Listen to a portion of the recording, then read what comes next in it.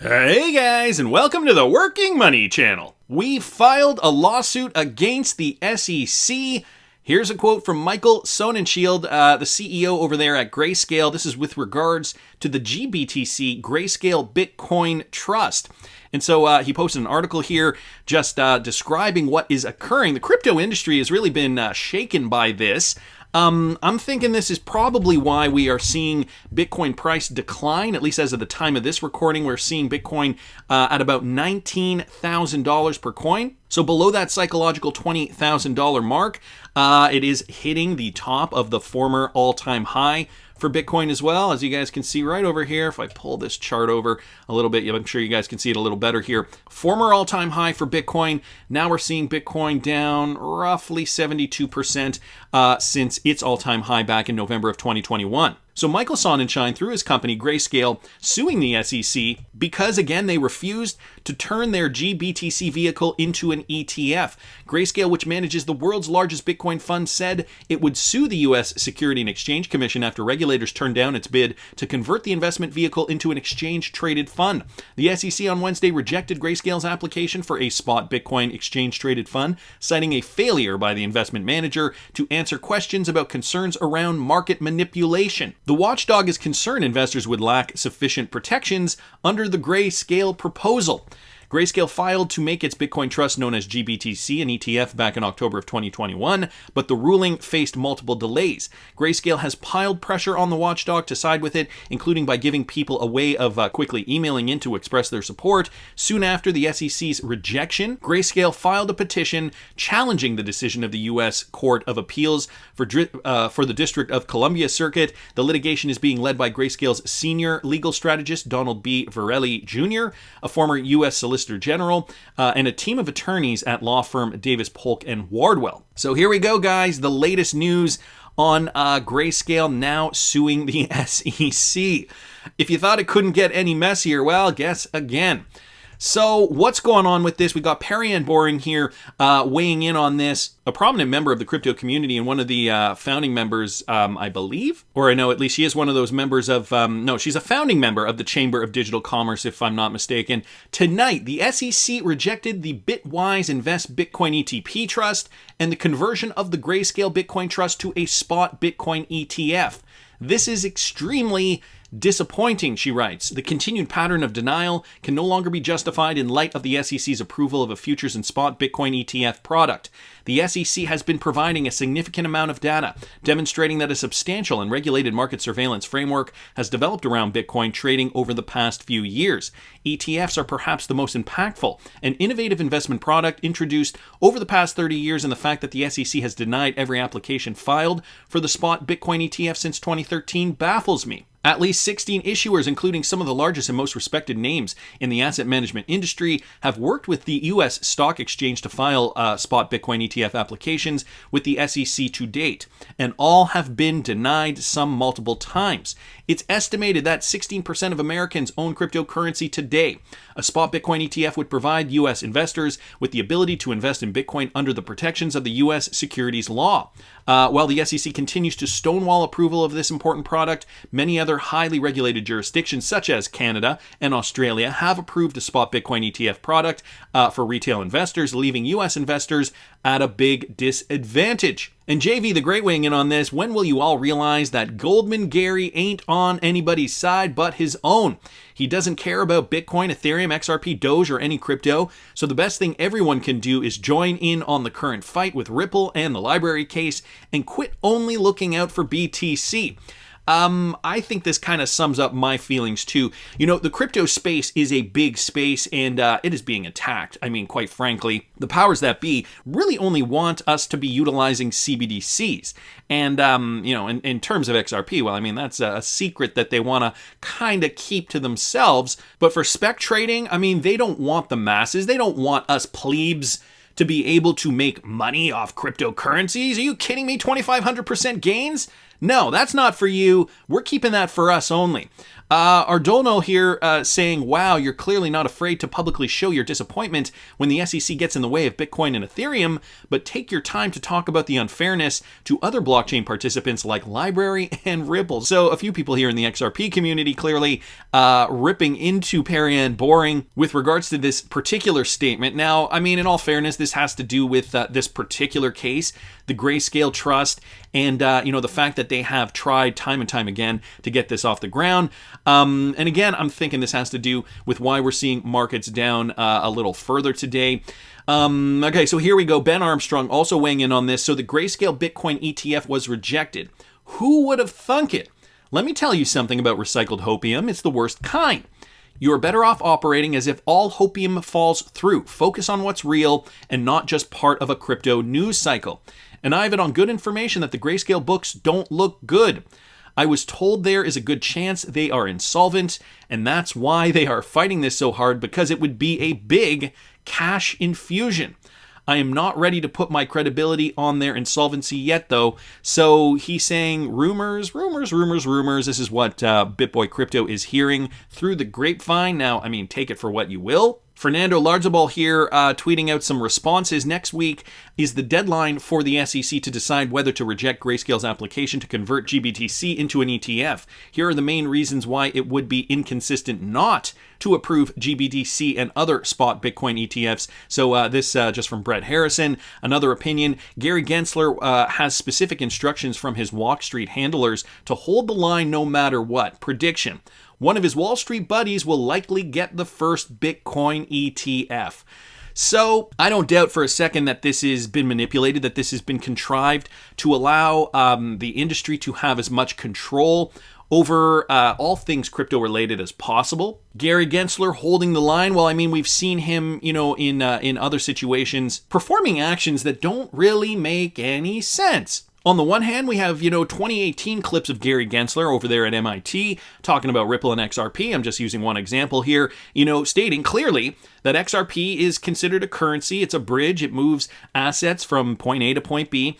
Yet today, he's really reluctant to say anything, even though he spearheads the SEC and they are currently actively in a lawsuit with Ripple regarding Ripple and XRP. So, it's a funny world we're living in. I gotta say, I also saw this.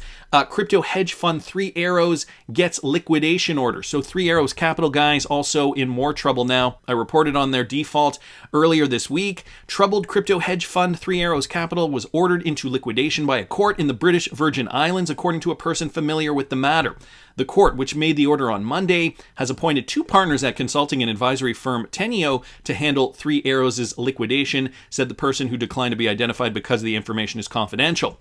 A website will be set up to collect information from creditors on debts owed by the fund. After that, Teneo will oversee the distribution process, including talks with potential buyers that may be interested in 3 Arrows' remaining holdings, such as tokens or equity stakes in crypto startups, the person added. 3 Arrows forced wind down in one of its series of pain points that have rippled through a battered crypto sector, including the implosion of, firstly, Terra USDT, that stablecoin, and liquidity issues at lenders the Celsius Network and Babel. 3 Arrows' woes have hit firms such as crypto broker Voyager Digital that lent to the fund. So guys, this is extending out to many others in the crypto space, borrowing and lending in and amongst each other. And this is why we're likely seeing this domino effect occur. This is also probably why Sam Bankman-Fried of FTX is looking to kind of helicopter in with money, helping out some of his buddies in the crypto space, bailing them out of this. So interesting, more news suggesting why the crypto market is floundering. And also just kind of out of the blue, this came up. This from Erica Gilbert 777 here on Twitter. Did the Pentagon just nuke BTC and ETH? So that's with regards to this latest report, guys, that just came out. Pentagon says Bitcoin and Ethereum are centralized with 2 to 3 points of failure. Let me read you guys a little bit of this. A new report revealed that blockchain is neither decentralized nor updated. And this just came out a couple of days ago. from the Pentagon. A report commissioned by the Pentagon concluded that the blockchain is not decentralized, is vulnerable to attacks, and is running outdated software. The findings of the report are cause for concern for a wide range of sectors, but especially serious for security, fintech, big tech, and crypto industries, which continue to grow. The Pentagon's research arm, Defense Advanced Research Projects Agency, engaged Trail of Bits, a security research organization, to investigate the blockchain. And here's what they found. They said that they only took into account 4 entities to disrupt Bitcoin and only 2 to disrupt Ethereum. Additionally, 60% of all Bitcoin traffic moves through just 3 ISPs. Outdated and unencrypted software and blockchain protocols were also identified by the organization.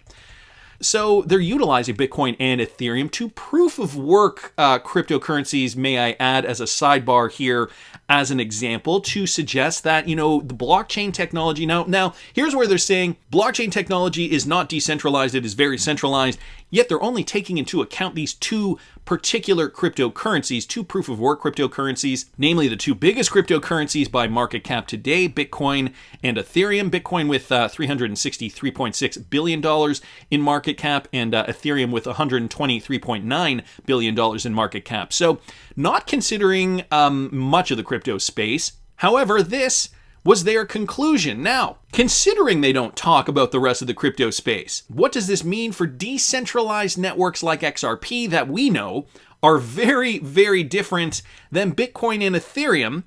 And are they hinting towards different types of blockchain technology? Because if you note down here in this paper, they say all this is running only through, or at least Bitcoin just running through 3 ISPs. It's outdated technology, right? They're using all kinds of language here to suggest that, the current blockchains that the Bitcoin proponents, for example, are really kind of backing are not good enough for security and are not decentralized at all. To that point here, guys, I got a couple of videos from Wheezy. I think I'm just going to kind of run through these briefly because they are quite long. Joseph Grunfest, if you guys remember, he is a former commissioner at the SEC. He also gave advice to Jay Clayton not to sue Ripple and XRP. Of course, as we know, Clayton did not take his advice. But here he's talking a little bit about Bitcoin, going into some of the details of that particular blockchain. If you look at it carefully, there's really no such thing as a trustless system, he says. It's the issue of who do you trust for what purpose, right? He goes on to say, and even let's go to, Bitcoin, okay? Sure, you don't have to trust the United States government. What does he say? But what you don't realize is you're trusting the Chinese government, right? And so he makes an argument here in these clips with regards to the Chinese government controlling Bitcoin. When they invented Bitcoin, did anybody say tell to you what? We're going to structure this so that at the end of the day, in about 10 years, what does he say? The Chinese government is going to have the de facto control over Bitcoin? No. Why does the Chinese government invite my view? And then he gives a description on that. The fact that Satoshi Nakamoto created Bitcoin 10 years ago, he did not have the socio-political aspect in mind. I'm just kind of paraphrased with Joseph Grunfest here because somebody in this video put some music in the background. I don't know if I'm going to get dinged for a copyright, so I'm just going to kind of sum up what he says here. I will link these in the description for you, though. He's basically saying Bitcoin, great concept, great idea. First of all, the blockchain needs to be updated, but secondly, he did not take the socio-political aspects in mind. So Satoshi, he was good at math. He was able to create a blockchain, but he would never have predicted that one nation could be controlling the entire thing one day. So he says, let me finish the story on how China actually runs Bitcoin. He says, so in today's world, if you look at the percentage of transactions that are confirmed, right, they're typically confirmed by what's known as mining pools, and more than 50% of the transactions are confirmed by mining pools located where? In China. Okay, terrific. So it turns out that if you control more than 50% of what's often called the hash power, then you can cause these chains to do what's called a hard fork, and you can, in effect, take over the chain, all right? You can change the rules, and if you were to stop and if you think about it, well, okay, the designers of Bitcoin said, well, wait a minute, a majority of the user community should be able to control the rule for the community, and in some sort of Jeffersonian agrarian ideal, all right, If all your users, all right, are people sitting at their laptops watching HBO around the world, and you get a majority of users to say, great, we want to make a change, I understand how that really sounds like, participatory democracy, a little bit like we used to get together in the forum in Athens and all the citizens would vote and we're now all citizens. So he's just giving an example here. Cool. But it was never going to evolve that way. So essentially just pointing to the fact that there are vulnerabilities. So the Pentagon, focusing on Bitcoin, focusing on Ethereum, coincidentally or not so coincidentally to proof of work blockchains. Meanwhile, the XRP ledger, a very different system. And so this is just an old article here from August of 2018. David Schwartz describing how proof of work, Bitcoin and Ethereum is different than the XRP ledger consensus. Bitcoin and Ethereum use proof of work algorithms. This system rewards individuals, known as miners, for validating transactions by paying a fee for their work. This is a great starting point for a decentralized system that incentivizes complete strangers to contribute to the greater good of a network and make forward progress. But as time has gone on, clear limitations have manifested. Blockchains that use proof of work can be subject to centralized control, which is exactly what the Pentagon is finding out right now, which a few miners have significant control over the system. However, the XRP ledger uses a consensus protocol that relies on a majority of validators to record and verify transactions without incentivizing any one party. This is one of the main reasons why I began working on the XRP ledger more than 6 years ago. Validators are different from miners because they aren't paid when they order and validate transactions. Today, these validators operate at locations across the globe and are run by a broad range of individuals, institutions, asset exchanges, and more. Put simply, the XRP ledger is based on an inherently decentralized, democratic consensus mechanism which no party can control. So there's the financial incentive, right? For the Bitcoin and Ethereum blockchains, this is why we're seeing gas fees so expensive. Also, when there's a lot of activity on the Bitcoin network, we tend to see that Bitcoin fees also rise. So this is the difference. We've known about this in the XRP community for years now. It's looking as though the Pentagon is starting to set up a narrative to demonize blockchains like Bitcoin and Ethereum. But if you are going to state the problems, you're also going to have to come up with solutions. Enter Ripple, enter XRP, and the inherent decentralized nature of the XRP ledger, and I think they've already found a solution. Remember, everything has got to come crumbling to the ground before the phoenix rises from the ashes. That's just my opinion, but I want to hear what you guys think. Please subscribe to the channel if you haven't already. Like the video if you like the content I'm providing. I always love hearing your comments. See you in the next one, guys.